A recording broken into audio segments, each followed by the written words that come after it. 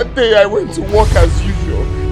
And on coming back, I met her bleeding at the back of her head. I did not kill her. Just admit that you used her for money rituals. I will never kill for money. I didn't. You know how many years we dated?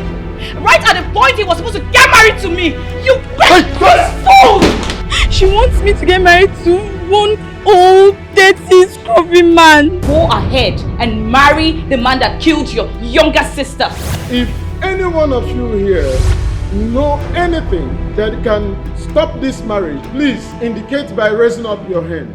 No, I really can't do this. Please, I'm sorry. Oh, for the sake of what we share, don't bring us shame, please. You murderer! Hey!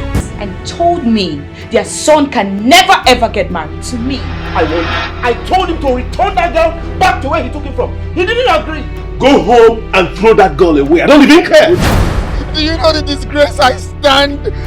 My family, my friends. You have the mind to cancel our wedding after sharing invitation cards everywhere. Just tell me anything you want me to pay. I will pay. You have to pay me 20 million naira. My enemies are at it again, oh. But the God I serve will not let them succeed. After all I have done for you, you stabbed me at my back, right? Yeah, it's only fair. I enjoy a little bit of happiness. Can you make this thing go? Just let it be bygones. Was that a what? Was that a what we agreed on? Was that a what we fucking agreed on?